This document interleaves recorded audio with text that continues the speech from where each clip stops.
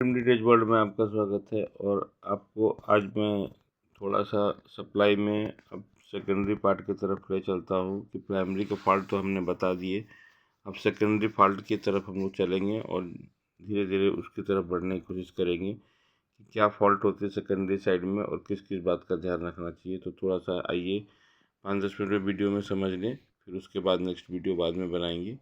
पहले मैं समझा देता हूँ। देखिए, सेकेंडरी पार्ट जैसे मैंने बोला था कि इधर से ये इधर साइड दूसरा सा सेकेंडरी पार्ट है। तो मैं इसमें आपको बताना चाहूँगा कि ये सेकेंडरी साइड में 5 पिनें ये देखो जो होती है, बीच वाली पिन दोनों तरफ से ऊपर से और नीचे से दो दो छोड़ दो तो ये ग्राउंड होती है। ये बात हमेशा याद रखना, ठीक है। और ऊपर की पहली मतलब ऐसे पीसीबी पलटी हुई है तो ट्रांजिस्टर के ऊपर में ये आपका पहली पिन जो रहेगी वो डीसी वोल्टेज के लिए होती है, जो कि एम्पलीफायर के लिए होती है, तो उससे कोई दिक्कत नहीं है। और इधर से पहली जो पिन है नीचे वाली वो 5 वोल्ट होती है। और 5 वोल्ट बनने के बाद देखो ये प्रिंट से यहाँ जा करके सीधा एक डायोड लगा करके यहाँ, और ये ट्रैक देखो ये ट्रैक आ रही है, देखो ये 5 वोल्ट बनी है। देखो कैसे मैं बता रहा हूँ, यहाँ से देखो ये 5 वोल्ट बनी हुई है, ठीक है जी सर, ये 5 वोल्ट बनी हुई है ये प्रिंट पे, ठीक है ना। ये यहाँ लाइन कॉइल से जुड़ा हुआ 5 वोल्ट बन गई यहाँ पे। 5 से यहाँ पर एक डायोड लगाया, फिर दूसरा डायोड सीरीज किया 5399, ये 3 वोल्ट बन गया, ठीक है। 5 से 3 कैसे बना कि एक ड्राईपोर्ट का एक 5.1 है, 5.1 वोल्टेज में घटाओ कितनी 1.7, फिर 1.7, क्योंकि एक डायोड 1.4 से 1.5 की ड्रॉपेज देती है, तो आप उसको उसकी 5399 की ड्रॉपेज जितनी है तो वो लगा दिए तो आपकी वो सप्लाई बन, ठीक है जी। अब रही 12 वोल्ट, तो 12 वोल्ट सर देखिए यहाँ से निकला है, यहाँ निकला है, और 12 वोल्ट का सीधा पहचान बता देता हूँ। ये कंडेंसर 12 वोल्ट का है, पहले ही समझ लो, ये 12 वोल्ट का कंडेंसर है, और ये 24 वोल्ट का कंडेंसर है, और ये 5 वोल्ट का कंडेंसर है 1016, और ये है 220/25 12 वोल्ट का। ये सीधा इधर नीचे से पहले है तो तीसरी नंबर पिन पे रहेगा, तो यहाँ से गया देखो ये तीसरी नंबर पिन पे, यहाँ पे थ्री जिधर बन रहा है उधर तरफ से तीसरी, ठीक है। और जिधर से 5 बन रहा है उधर से तीसरी 24 रहती है। आपको थोड़ा जूम करके दिखाऊं तो ज़्यादा, बहुत भी कस्टमर को दिक्कत होगी। ये 3 वोल्ट बन गया सर ऊपर से, तो वो 3 ग्राउंड 12, ये ग्राउंड देखो ग्राउंड पे चला गया, बीच वाले पिन पे ग्राउंड चला गया 12, फिर 24 ग्राउंड 5 वोल्ट, ये देखो सीधा 5 वोल्ट पे यहाँ पर आया कॉल से रख, ठीक है जी। तो आप समझ गए। अब इसके बाद होता क्या है मैं ये बताना चाहूँगा। अब होता क्या है कि आपको इसमें होता है दो कितने तरह के प्रॉब्लम्स मिलेंगे डीसी साइड से। अगर मान लीजिए प्राइमरी हमारा ठीक है, वोल्टेज ऑन हो गया, लेकिन तो ऑन होने के बाद पता क्या होगा, वोल्टेज आपको कम मिलेगा।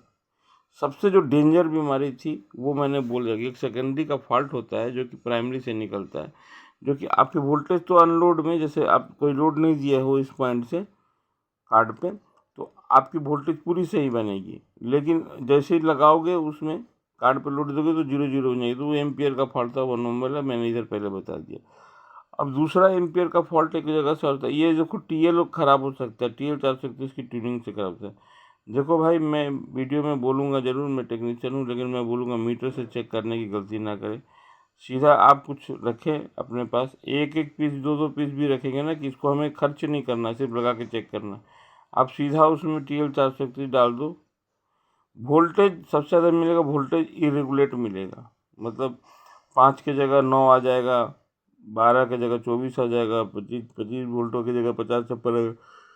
तो सीधा आप ट्रांजिस्टर का फॉल्ट होता है। और आपको मैं बताता हूँ ये ट्यूनिंग होती कहाँ से है। देखो ये ट्यूनिंग है ऑटो कपलर, कितना सामान है पहले देख लो। ऑटो कपलर 220 ओम, 9.1 ओम, 10 के, 9.1 के और 10 के, ये 3 रेसिस्टेंस है, एक ट्रांजिस्टर है और एक पीएफ है ये वाला।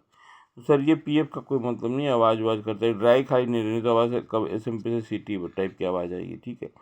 तो आपको सिर्फ ये देखना है कि ये ट्रांजिस्टर के यहाँ पर ये ऑटो कपलर पे वोल्टेज इस साइड कितनी बन रही है। यहाँ पे वोल्टेज अगर 8 पट हो रही तो ऑटो कपलर हमारा ठीक है, अगर ना फिर भी, क्योंकि देखो ये फोटो कपलर है, अंदर में फोटो डायोड की तरह ये काम करता है, और वो बाद में समझेंगे। उसकी पूरी नेट में एक वीडियो पड़ी हुई है ये डायोड कैसे, ये फोटो कपलर डायोड 817 कैसे काम करता है। उस वीडियो को आप देख लें, यूट्यूब पे डली हुई है, किसी भाई ने बहुत अच्छे से समझाया है। आप बोलोगे तो मैं लिंक शेयर कर दूंगा, ठीक है। तो यहाँ से ये इंडक्शन हुआ, तो ये ट्रांजिस्टर देखिए, ट्रांजिस्टर लगाना है। और अब मैं आपको बता दूं, कभी भी मुझे ये रेसिस्टेंस ये दोनों ख़राब नहीं मिली, रेयर केस में। देखो ऐसे तो मैं 1% बोलता हूँ इलेक्ट्रॉनिक्स में कुछ भी ख़राब हो सकता है, लेकिन ये दोनों ख़राब नहीं निकलता है। इसको आप एक बार चेक कर लो, और कभी भी रेजिस्टेंस एक साइड से ओपन करके चेक कर लो।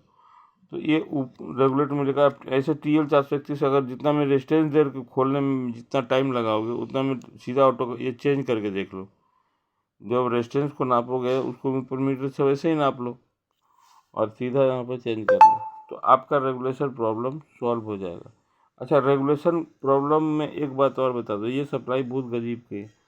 आपका कोई भी फिल्टर वीक नहीं होना चाहिए, ख़राब नहीं होना चाहिए, नहीं तो आप इधर सुधारते रहोगे फॉल्ट निकलेगा कंडेंसर का। कंडेंसर आपका सही होना चाहिए, डायोड आपका एकदम शॉर्ट नहीं होना चाहिए, बल्कि शॉर्ट क्या मतलब लोड नहीं रहना चाहिए। तो मैं आपको बताऊंगा, कभी भी इरेगुलेट सप्लाई बने तो आप 12 वाली डायोड को FR107 और 24 वोल्ट इस साइड से देखो, मैंने भी इसको ओपन किया था, देखो यहाँ पे सोल्डर लगाने का दाग होगा, निकाल करके उसमें यही फॉल्ट था। तो मैंने देखो 431 निकाल दिया था, उसमें 431 का ही फॉल्ट था, 431, इसीलिए मैंने ये बोर्ड उठाया, ठीक है। और आपको जब ये 5 बन जाए, ठीक है, तो क्या 5 वोल्ट से आप ऑन कर सकते हो कार्ड? नहीं। तो उसके बाद कुछ नहीं करे, 12 वोल्ट का किससे किससे कार्ड चालू होता है? कार्ड चालू होता है 5 और 12 से, भले सिग्नल नहीं आया, लेकिन 5-12 से बोर्ड ऑन हो जाता है। तो आप ये वाला पहले आप 12 वोल्ट की डायोड लगाएंगे, और फिर चेक करेंगे लोड में कि 12 वोल्ट है कि नहीं। अगर है तो उसके बाद 100% ये वाला डायोड पे चेक करें। अगर लगाने से तुरंत शॉर्ट बताता है, तो आप तुरंत क्या करो, इस डायोड को बदल दो। ऐसे भी बहुत चलने से डायोड वीक हो जाती है। तो हमने इसको क्या कर रखा है कि कोशिश हम करते हैं कि 50-25 पैसे की चिंता नहीं करते हैं, सीधा 2 डायोड बदल देते हैं सीधा, और देखते हैं नया लगाने के बाद कि बिल्कुल। और कंडेंसर देख लेते हैं, कंडेंसर वगैरह ठीक ही रहता है, कोई प्रिंट ख़राब नहीं होता। तो इतना छोटा सा फॉल्ट है। और मैं बताता हूँ, बहुत लोग बोलते हैं सर यहाँ पे वोल्टेज आ जाएगी, वहाँ आ जाएगी, इस तरह से करोगे। सर उस तरह से रिपेयरिंग करोगे तो हल्की आइटम के लिए उतना टाइम किसी बंदे के पास नहीं होता। तो मेरा वीडियो बताने का तरीका बिल्कुल अलग होगा, और मैं इसी तरह से बताऊंगा प्रैक्टिकल, जैसे फैक्ट्री में लोग करते हैं, वहाँ कोई लड़का पड़ा नहीं होता, इस तरह से आराम से करता है, कोई दिक्कत नहीं, और बहुत बहुत सप्लाई कर देता है। तो मैंने उसी आधार पे आपको बताया। मैं भी चाहता तो मल्टीमीटर लेके एक वीडियो खड़ा करके मैं बता सकता था, लेकिन उस तरीके से मैं नहीं बताऊंगा, जैसा फैक्ट्री में करते हैं उस तरीके से बताऊंगा। वो लोग सीधा चिमटी लगाए, देखे नहीं बना, हाँ भैया रेगुलेशन नहीं कर रहा है, ये डायोड खोल दिया, डायोड कर लिया, 5 वोल्ट को फ्री कर लिया, पहले 5 वोल्ट बनाए, फिर दोनों डायोड को जोड़ा। जिस डायोड को जोड़ने से वोल्टेज शॉर्ट किया, फटाक से उतना नहीं देखते वो, फिर इससे हुआ नहीं, सीधा दोनों नोचो फेंका और सीधा लगाया और सीधा चालू। देखिए, आप इस दोनों को ओपन करके, मैंने क्या बोला था, एक ये 99.9 खराब नहीं होता है। तो आप ये दोनों डायोड को ओपन करिए, ये तो DC का है, और ये जो 5 बनेंगी तो 3 बन गई है, तो ये और ये डायोड तो सही है। तो फिर सिर्फ ये दोनों डायोड, ये इधर तरफ से पहली और चौथी, ये दोनों डायोड को खोल दे, और जब बन जाए तो फिर दोबारा इस डायोड को लगाओगे तो थोड़ा टाइम लगेगा, लेकिन उतना चेक करने से अच्छा है कि सीधा डायोड को फेंक दो बाहर, सही है तब भी फेंक दो, नया लगा दो, काम खत्म। देखो प्राइमरी साइड के लिए भी मैंने 2 शाखा सामान बोले, तो इधर साइड के लिए बोल रहा हूँ। इस दोनों को ओपन करके सप्लाई बनाओ, कभी भी 5 वोल्ट बन गई, फिर 12-24 बनाओ, कार्ड चलाओ, सब डायोड फेंक दो, 100% बनेगी, ठीक है। और इस SMPS में यही एक खासियत है कि जल्दी इसमें रेगुलेशन फेल नहीं करता है। ये DT हमेशा ओपन निकलेगी, कटे निकलेगी। तो आप कंटिन्यूटी से आप चेक कर सकते हो, एक ही पॉइंट से ग्राउंड से रखो, यहाँ कंटिन्यूटी देखो, ग्राउंड से रखो, यहाँ कंटिन्यूटी, ग्राउंड 4 पॉइंट पे कंटिन्यूटी देख लो, काम खत्म। और मैं बोला हूँ, इसमें रेगुलेशन का फॉल्ट कंडेंसर से भी आ सकता है, या किच करता है, या बैक करता है। तो आप कंडेंसर पे खास ध्यान रखें करें, और ज़रूरत पड़े तो बदल दें, ठीक है। ज़्यादा महंगा नहीं होता, 1-1 रुपये के कंडेंसर होते हैं। अगर आपने 2 कंडेंसर भी बदले तो 2 रुपये लगेंगे, और डायोड के भी 50-50 पैसे लगेंगे, 2 रुपये में 3-4 रुपया में ही बन जाता है फॉल्ट, ठीक है सर जी। तो बिल्कुल सिंपल तरीके से आप इसको ट्राई करेंगे। जब फिर इस तरह से किस पे कोई कमेंट आएगा तो मैं फिर बताऊंगा कि क्या करना है। कुछ लोग बोलेंगे नहीं बनेगा तो हम उनको बताएंगे, तो फिर जब वो बात करेंगे तो मैं बता दूंगा कि हाँ ये किस तरह से होगा। लेकिन मैं इसलिए बोल रहा हूँ हो जाएगा, क्योंकि ऐसा भी मैं ये ऐसे नहीं कि 3 साल तो मुझे यहाँ रहते हुए हो गए। मैं दिल्ली का 8 साल 9 साल में मैं इससे ज़्यादा फॉल्ट नहीं देखा। मैं कितने का सप्लाई करके फेंक दिया और करके चल रहा है, ठीक है। मैं वो जो मैंने अपने वीडियो में जो मीटर वाला जुगाड़ बताया था वो हर भाई बना लें, क्योंकि वोल्टेज देखने के लिए बार बार मीटर पकड़ने का नापने का टाइम नहीं होता। सीधा जैक लगाया, सीधा डिस्प्ले देख लिया।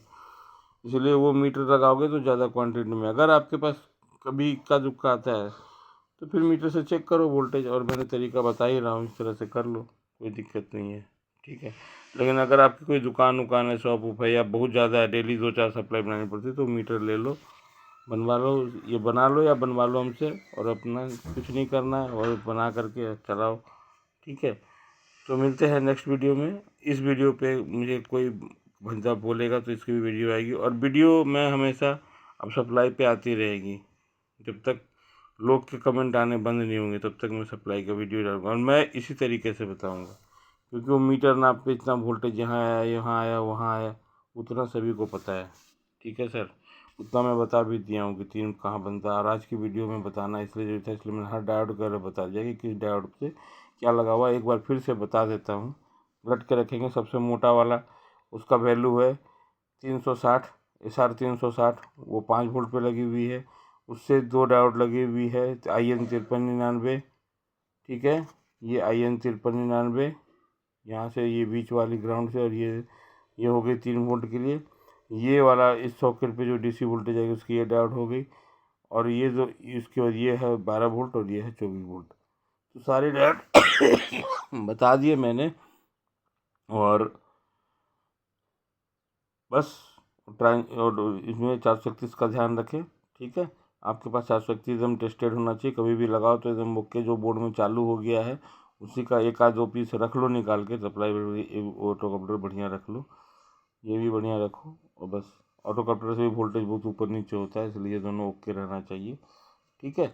और नया भी लगा दो तो लाइट पड़ जाएगी, ठीक है। तो मेरे ख्याल से अब मुझे किसी भाई को कन्फ्यूजन नहीं होना चाहिए। प्राइमरी की वीडियो अलग बनाओ, सेकेंडरी की अलग बनाओ। और इसके बाद जो वीडियो बनाऊंगा कुछ कॉमन फॉल्ट जैसे आपको मिलेंगे, मेरे को कमेंट आएगा या फ़ोन पे बात होगी तो मैं उसके आधार पे वो जिक्र करूंगा। और अगर मेरे को कुछ टाइम मिला तो मैं कुछ सप्लाई आप लोग को दिखाऊंगा कि देखो इसमें अजीब स्पेशल फॉल्ट जो होगा कैसे मैंने उसको हैंडल किया, वो चीज़ का भी वीडियो आएगा। लेकिन अभी आप लोग बेसिक समझ लो। Thank you.